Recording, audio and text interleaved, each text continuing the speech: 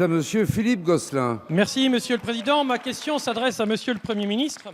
Le Conseil des ministres s'est tenu ce matin. Il aurait dû aborder le plan violence dans les écoles, mais il n'en fut rien. Des mesures concrètes devaient être annoncées, mais il n'en fut rien.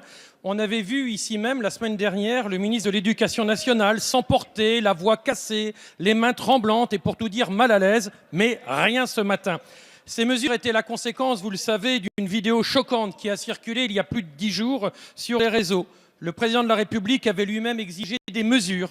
Seulement, il n'y a pas d'accord au sein du gouvernement. La garde des Sceaux nous dit que l'école ne doit pas être une maison de redressement. Très bien. Le ministre de l'Éducation nous dit qu'il s'agit d'une fausse solution. Très bien. Le ministre de l'Intérieur nous dit qu'il nous faut des policiers. Faudrait savoir, enfin, celui qui dit oui, celui qui dit non, parce que les Français voudraient savoir. Résultat, aucune annonce aujourd'hui. Rien. Toujours rien. Je crois que c'est vraiment une forme d'impuissance qui s'affiche une fois de plus au grand jour et qui marque d'une certaine façon l'incapacité du gouvernement à prendre ses responsabilités.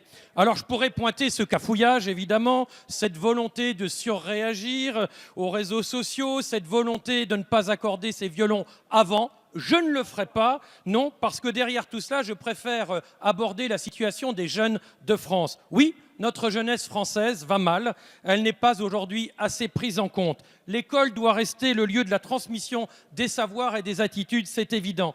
Or, des enseignants ont peur, des bandes rivales se mesurent au sein des établissements, des quartiers et pire, s'entretuent. Ciment de la République, l'école, mais aussi l'autorité sont aujourd'hui bafoués.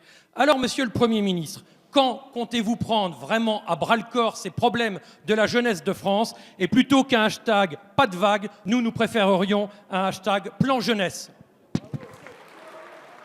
Merci, monsieur le député. La parole est à monsieur Jean-Michel Blanquer, ministre de l'Éducation nationale et de la jeunesse. Monsieur le Président, Mesdames et Messieurs les députés, Monsieur le député Philippe Gosselin, la semaine dernière, il s'agissait juste de couvrir le son de votre voix. Et donc je suis heureux aujourd'hui de voir que vous souhaitez avec calme que je réponde à cette question. Et je vais le faire. D'abord pour vous dire que la question de la violence dans les écoles n'est pas une question nouvelle. Et d'ailleurs, nous n'avons pas attendu les événements de Créteil pour agir en la matière. Cela fait 17 mois que nous y travaillons. C'était avec Gérard Collomb, c'est maintenant avec Christophe Castaner. Et c'est ce qui nous a permis d'avancer sur plusieurs points, dans le détail desquels, évidemment, je rentrerai encore au cours des prochains temps.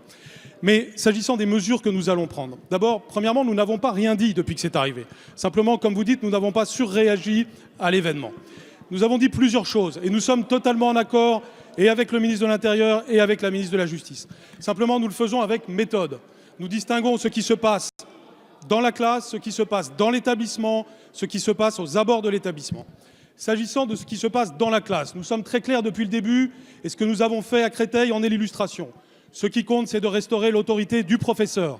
Et donc la première des mesures, la plus importante, et c'est celle qui est derrière le mouvement Pas de vague, et j'y ai clairement répondu, et j'en parlerai demain à tous les recteurs de France pour qu'elle s'applique dès lundi prochain, c'est que tout fait doit être signalé et que ce fait signalé doit être suivi d'une sanction proportionnée. Ainsi, nous rétablissons l'autorité du professeur et ainsi la parole de l'adulte, du professeur, est bien considérée comme la parole qui compte. Et c'est le premier point et c'est le point fondamental. Aucune poussière ne sera mise sous le tapis et c'est peut-être là qu'est la grande innovation. Ensuite, oui, et c'est ce que nous faisons depuis 17 mois. Deuxièmement, à l'échelle de l'établissement, nous allons renforcer l'appui qui est donné aux établissements. J'aurai l'occasion de le détailler demain au recteur. Enfin, s'agissant des mesures qui ont trait à la coopération avec la police, la justice, les affaires sociales, notamment pour créer des établissements dédiés, pour regarder les enjeux d'implication des familles, eh bien ces enjeux-là nécessitent en effet du temps. Nous ne faisons pas les choses avec précipitation, nous travaillons et ce deuxième temps de solution sera affirmé dès le mois prochain.